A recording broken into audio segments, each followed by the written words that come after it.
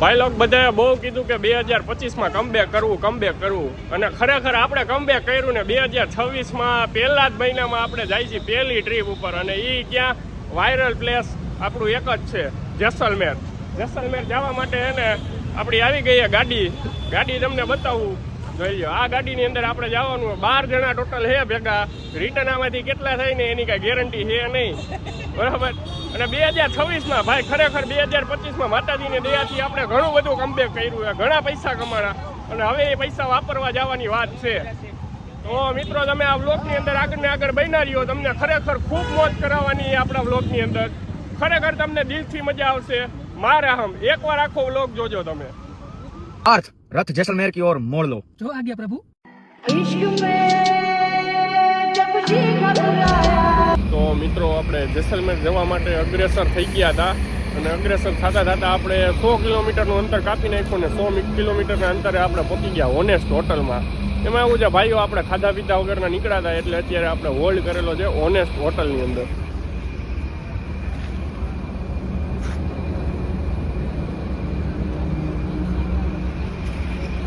અહીંયા હવે ખાઈ પી અને હવે આપણું સીધું નેક્સ્ટ સ્ટોપ હશે સવારે રાજસ્થાન જેસલમેરની અંદર તો મળીએ રાજસ્થાન જેસલમેરમાં તો મિત્રો સવારના 7:30 વાગ્યા છે અને અમે પહોંચ્યા છીએ જેસલમેરથી 150 કિલોમીટર આગા હવે અહીંયાથી અમારે મંજિલ સુધી પહોંચવામાં 150 કિલોમીટરનો રન બાકી 150 કિલોમીટર કાપી એટલે ત્યાં પહોંચી જાઉં અને અહીંયા તમને ઠંડીની વાત કરું તો ઠંડી ભૂકા કાઢે ભાઈ જુઓ તમે ખાલી અહીંનો નજારો જોવો સવારે 7:30 વાગ્યાનો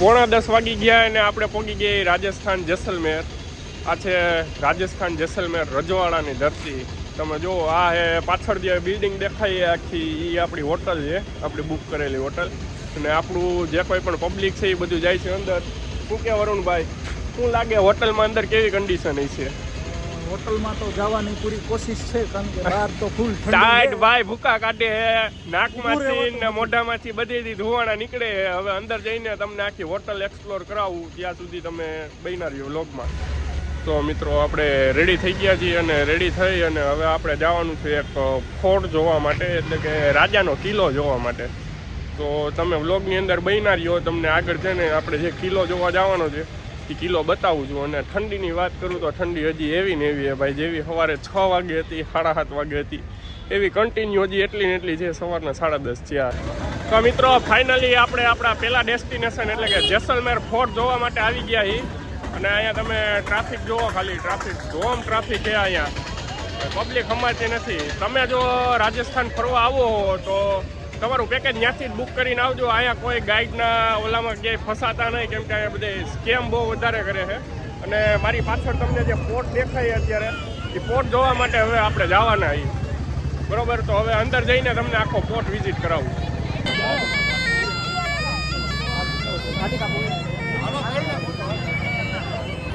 તો મિત્રો ફાઇનલી આપણે કિલ્લાની અંદર આવી ગયા છીએ અને અહીંયા થોડો ખતરો છે તમારે ધ્યાન રાખવું પડે કેમ કે ગાડીઓ ગમે ત્યાંથી ગમે ત્યારે ગમે એ બાજુથી આવી જઈએ જો આપણે તમને કિલ્લો બતાવું અને ભાઈ હજી એકવાર કહું તમે અહીંયા આવો હો તો કોઈ ગાઈડના કે કોઈના ચક્કરમાં પડતા નહીં કોઈ પણ ખોટી જાતના ખર્ચા કરતા નહીં તમારી રીતે ફરજો તમે જોયું હોય એટલું જોજો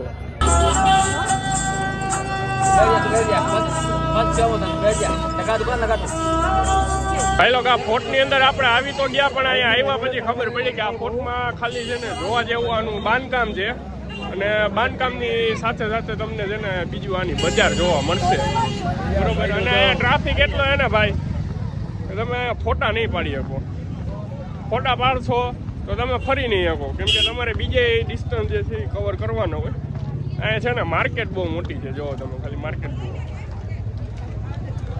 આખી છે ને એની માર્કેટ છે આખા પોર્ટની અંદર છે ને આખા કિલ્લાની અંદર ખાલી માર્કેટ જ છે વધારે પડતી અહીંયા તો જો તમે અહીંયા આવતા હોય ને તમારે ખરીદી કરવાનો શોખ હોય તો આવજો જોઈએ મિત્રો મેં તમને કીધું હતું એ રીતે અહીંયા નકરી માર્કેટ જ છે ફરતી બાજુ તમને નકરી વસ્તુ જ જોવા મળશે બાકી આ કિલ્લાની અંદર જો તમારે આનું બાંધકામ ને એવું બધું જોવું હોય તો તમે જઈ શકો એમ હો. બાકી અહીંયા કોઈ ખોટો ટાઈમ વેસ્ટ કરવા જેવી જગ્યા છે બરોબર. જો તમે જેસલમેર રાજસ્થાન ફરવા આવતા હોય તો આ પોર્ટની અંદર ખોટો ટાઈમ ન બગાડતા. આપણે આવી ગયા એ વ્યાસની છત્રી છે. હા, છત્રી જેવું તો કાંઈ હે નહીં. અહીંયા એકચ્યુઅલીમાં ને બધી નકરી સમાધિ પડી છે. તો જેસલમેરમાં આ જગ્યાએ ધક્કો ખાવા જેવો હે નહીં કાંઈ બરોબર.